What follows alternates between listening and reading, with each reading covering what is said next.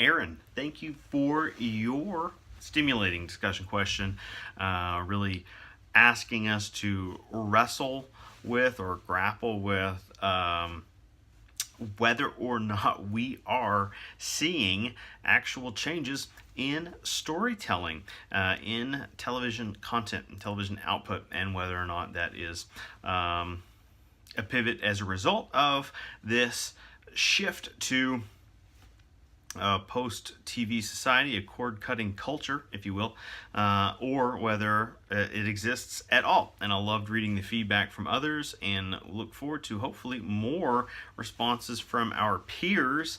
I think we really brought terrific questions to the table in week 5, and the kinds of questions that benefit from an extended discussion, okay? An extended discussion on these topics. And, there is something to this, the chapter 8 of Post TV is an important one.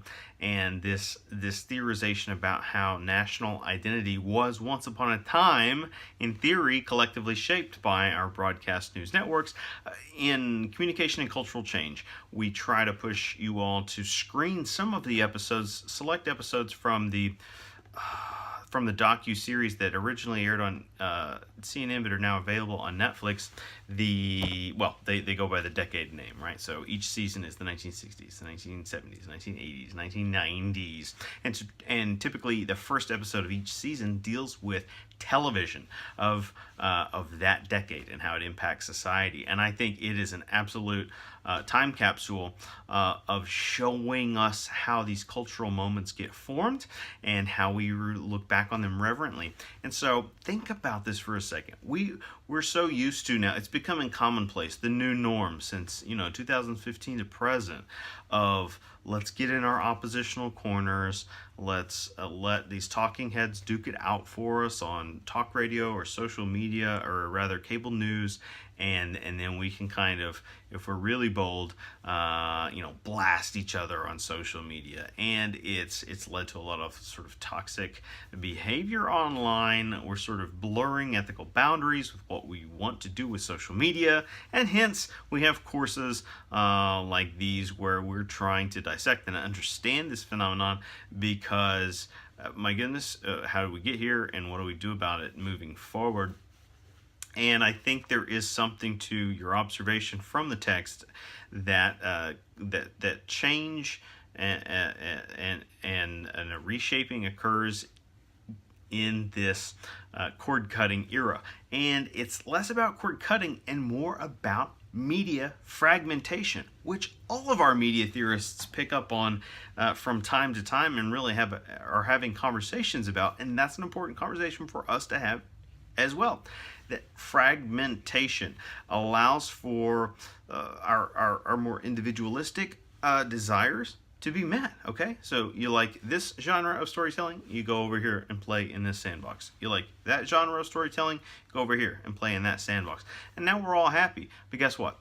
That may be happening at this individual cultural level. What does it look like in the unique, formerly known as a nuclear household? Okay, maybe everyone's on a different, not just a different TV in every room, but a different screen in every room, or a different screen while a central TV is on. We could all be in the same room together, but we're doing different things on phones and tablets and laptops and what have you. Maybe some traditional media, print media, and diverse interests. That's okay, but at what cost to always go against the grain, right? And so we're amidst that period of time with media consumption, and it's important to be able to pause and mark time and think and discuss and write and record about these instances and the roles they play. You ask a provocative question for some about whether or not we're actually seeing this dynamic change in storytelling and narrative, and I want to piggyback your thoughts here. You ask, are we seeing more innovation, original programming or storytelling original programming in post TV storytelling? And I'm excited by reading mixed responses from those that chimed in so far. Some yeses, some nos. I think there's room for all of these opinions.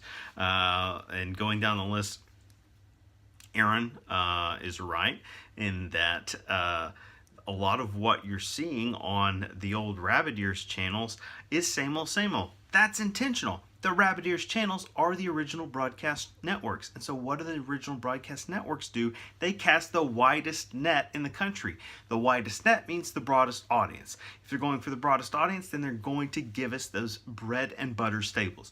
You're going to get sitcoms, you're going to get some crime dramas or legal dramas or whatever. You're going to get some reality competition television, your local and national news, and wrap it up. Some occasional sports. Season 70 of Dancing with the Stars or what have you. Dancing with the Stars with the furry suits and the hat on, and then we take it off, and the celebrities pretend to be surprised. Okay, so that's standard network, broadcast network fare. On the other hand, cable went through this really innovative period in the 2000s, and that's why we emphasize it quite a bit in our Common Cultural Change course, the makeshift TV studies class. But we're looking at these trends and these changes and why they occur. And we saw this sort of rise of the grim and gritty cable drama, spearheaded by a lot of anti-hero figures, right, and occasional anti-heroines. And those were doing a lot of innovative work. Each one was kind of bringing their new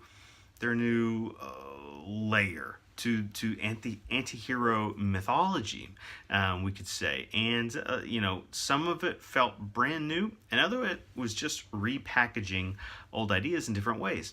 To use what Dana was saying, she's quoting Ecclesiastes, that nothing new, there's nothing new under the sun. And to that degree, I would also add, I was reading an interview with Hollywood screenwriter Paul Schrader, screenwriter of Taxi Driver and a bunch of other stuff in the 70s, and then has had a recent resurgence. And here's a master of screencraft, and he's been around for decades, and he's reflecting and saying, even then there was nothing new.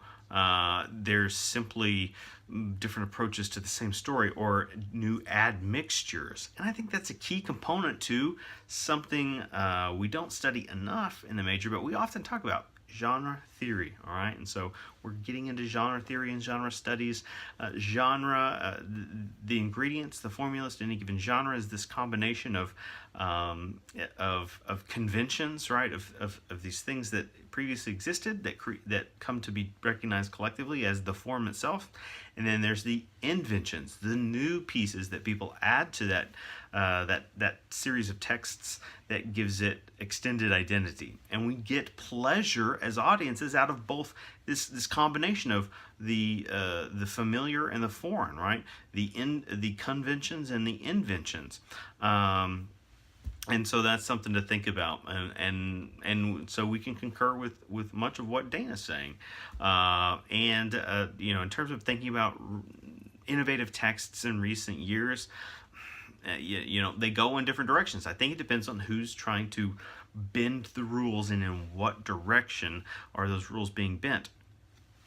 A couple of examples that came to mind include Hannibal. All right, Hannibal, series that aired on NBC, traditional broadcast network. But here was this ultra-violent and yet extremely poetic crime, drama, character study, monster series, surrealist nightmare / adaptation of a literary property and a cinema franchise. I mean, so it's got all of these things going on, and yet the showrunner, Brian Fuller, brought this new visual layer to the way the stories were told, and it was just entrancing, this text, right? But yet it's so alienating. It only lasts, three short seasons on NBC before the ratings are too low. It just gets, it gets canceled. But that's the text that comes to mind. Highly innovative, highly provocative.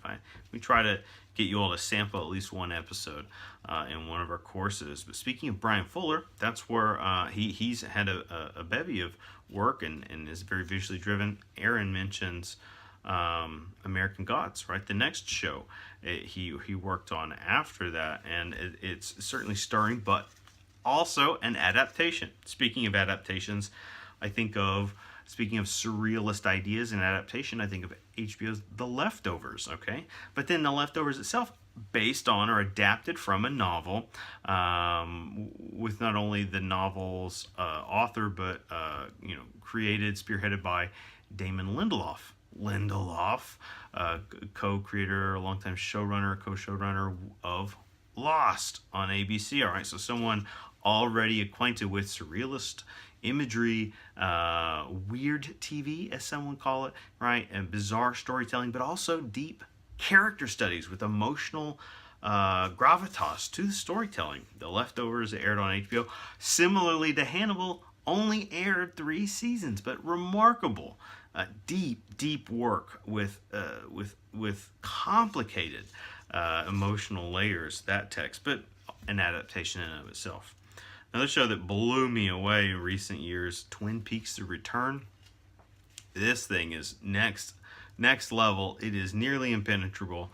You've got to essentially master the original series plus the film that was made in the early 90s. That is definitely not not an easy movie at all. But this is like a surrealist, serialized, single season, limited series type of thing where it was being debated while it was airing on TV. What is this? Is it film? Is it TV? Is it something else? Is it miniseries? We don't even know.